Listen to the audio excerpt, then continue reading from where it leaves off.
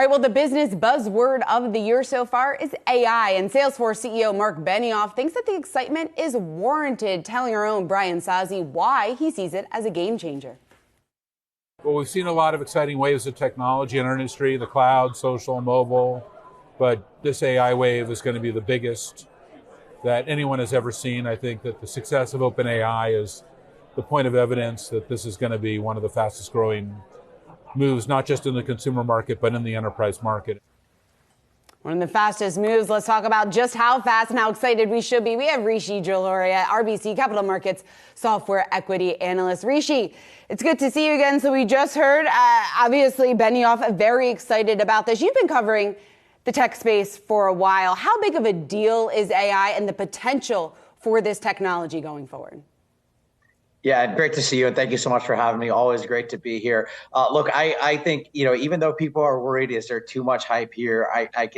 I think definitively say, based on everything that we're seeing out there, conversations we're having, this technology is for real, and it will change the way kind of everything happens, right? If we think about through my lifetime, there's been really four major technological revolutions that have just changed everything, right? The first one was the internet back in the 90s, and think about what that's done to society. The second was cloud, and you think about Salesforce, you think about AWS.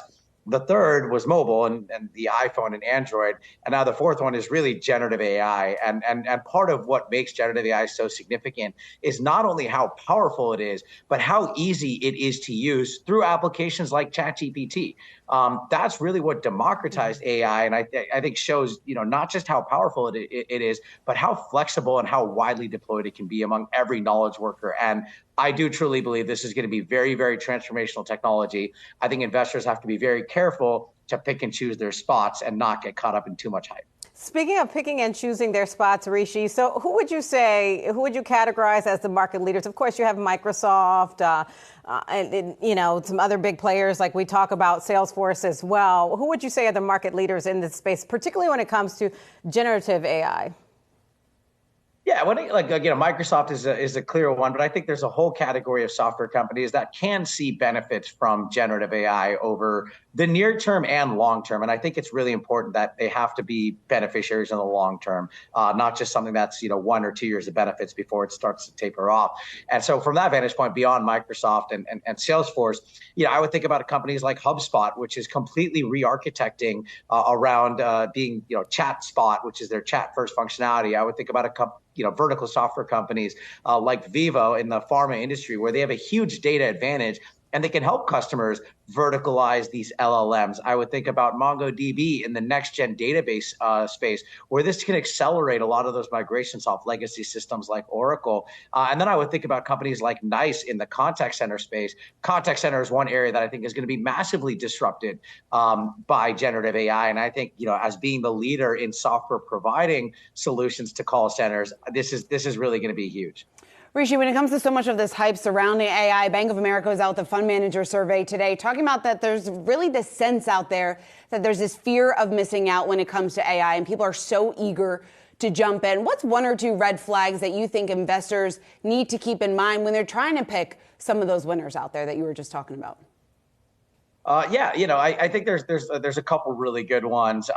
First, I would think about the fact of, is this company actually doing what is truly AI, or are they calling their solutions generative AI and just paying lip service to it? And I would draw the analogy to the earlier days of the cloud, where you had some companies that said they were doing cloud, but really it was the same software solution just hosted in the cloud, versus companies that like MongoDB that truly re-architected for the cloud. So I would think, number one, are you truly doing AI? And then the second thing I would think about is ultimately, is there a path to monetization? And if there really isn't a path to monetization, I think that's going to be a little bit of a struggle. I think, generative AI is going to benefit everyone. Every single company will have a generative AI strategy. I'm out here in New York at our FinTech conference, and every single company I'm talking to is saying, we need to figure out generative AI. But I think the open-ended question mark is, can you monetize it, or does this become table stakes?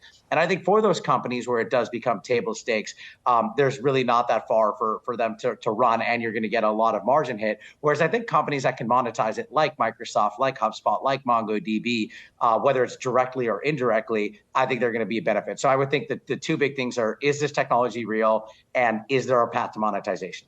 And Rishi, I got to ask, so lawmakers are obviously looking at AI, particularly generative AI now. They're having initial conversations. We have some senators having conversations today about it. One, they're coming at it from two different ways. One, how does America continue to maintain leadership in this space? But also, like, there will be conversations about the regulatory climate. Who stands to lose if there is more regulation when it comes to generative AI? Yeah, look, I would say the companies that believe their advantage with generative AI is having actual customer data, not business data, but individual consumer data as a way to train these LLMs.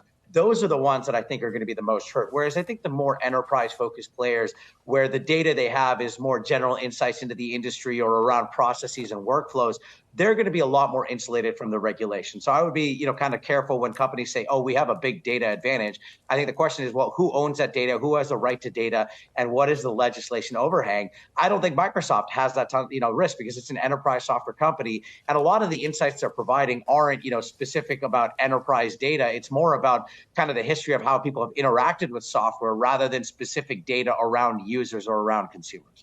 Rishi, when it comes to the outperformance of the market this year, it's really been driven by just a handful of names, some of those names within your coverage list. There's been talk just about the fact that some of these valuations are so stretched that this momentum that we've seen in the market, it simply cannot continue. What do you think about the outperformance we've seen so far in tech?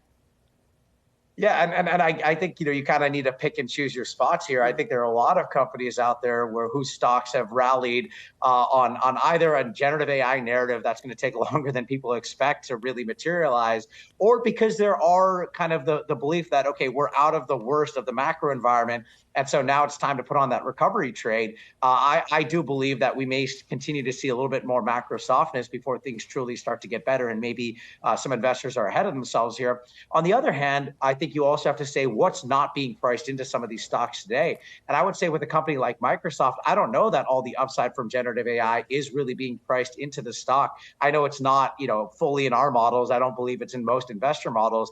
And so if they're able to succeed at the rate that pace that they have been, I mean, Microsoft is seeing, they've gone from $0 of generative AI revenue to $600 million of generative AI ARR in 2 quarters. If that kind of exponential pace continues, you could see upside to numbers out there. So that's why I say you have to be really careful and pick and choose your spots. But I do feel like there are a lot of stocks that have gotten ahead of themselves, and I would advise investors to remain cautious on those. All right, so some caution. All right, Rishi Jaluria of RBC Capital Markets, we appreciate you. Thank you for joining us today. Thank you.